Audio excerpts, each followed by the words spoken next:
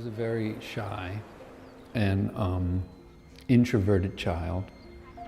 The world in my mind and heart and body was more real than the immediate world around me of my family, my school, my friends, you know, and I would always, that was my nature. It still is really today, because the main place I make my art is my notebooks that I can write. I keep a constant dialogue with myself. There's a thing called freedom, and it's very, very important.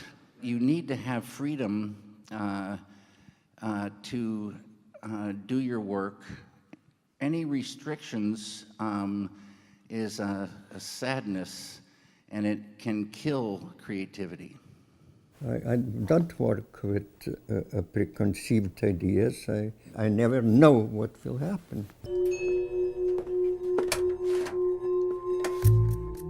No puedo abrirlo. No puedo abrirlo. No puedo abrirlo.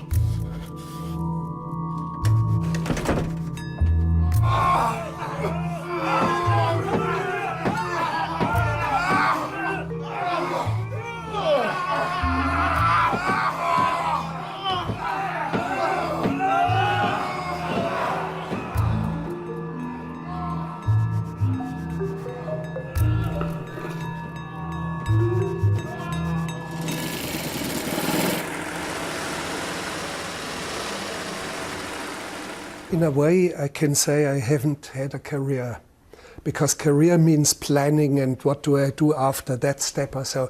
It's like burglars in your kitchen in the middle of the night. You wake up at 3 in the morning, something stirs, and there are 5 burglars.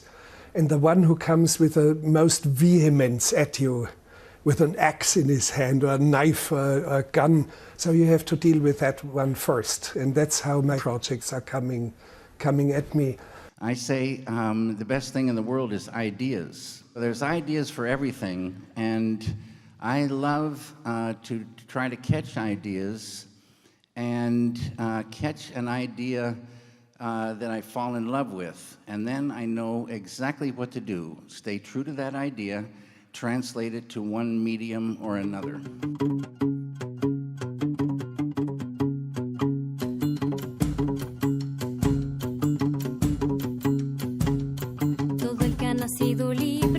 There's magic to editing. Magic is a discovery of something new that wasn't intended, that works for the movie. Once you start to realize that film is the sum of editing, then editing is the thing you're always looking at. The power of montage, by taking one shot and another shot to give it a third meaning. The editing process, it's silent, it's anonymous.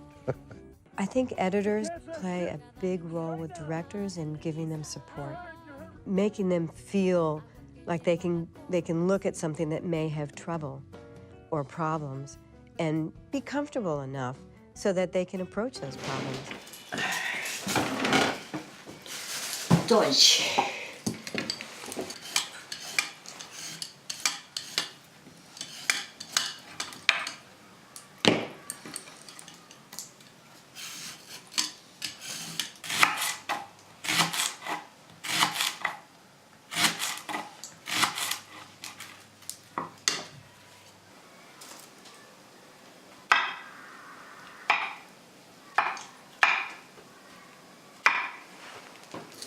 There will be probably 5,000 shots in the film, and all of them have to be ultimately be the right shot in the right place for the right length of time.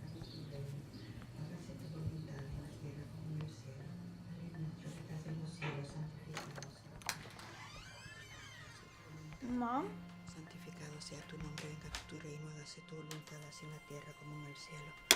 You have to have the personality that enjoys that. It's almost like making little pieces of jewelry, that patience of the individual shots and how they're crafted together. But at the same time, you have to have an appreciation for the larger picture and how these shots fit into the larger picture.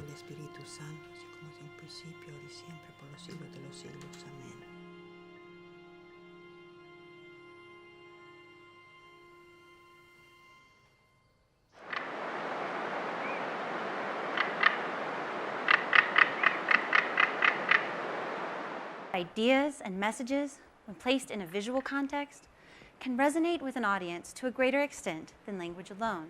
Kids know this. They know cinema, because they spend a huge amount of time in front of the television, so they know visual communication. They know the moving image. They intuitively know a lot of the rules, but nobody's actually taught them anything, any more than they've taught them anything about, grammar and English. We stress so hard learning English and learning English grammar, and then we shove music and art, and most schools don't even get into cinema. We move those over into some sort of artistic, which means sort of therapeutic or fun thing. It's not approached as a very valid form of communication. There are certain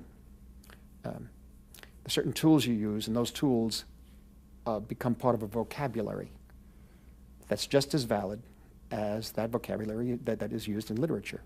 It's color, it's rhythm, it's pattern, it's movement, it's composition, it's unity, it's value, it's hue, it's intensity. A visually literate person can read and write visual language, can encode and decode visual language. One has to begin to, I think, reach younger people at an earlier age for them to shape their minds in a critical way of looking at these images and what they mean and how to interpret imagery. You need to know how ideas and emotions are expressed through a visual form.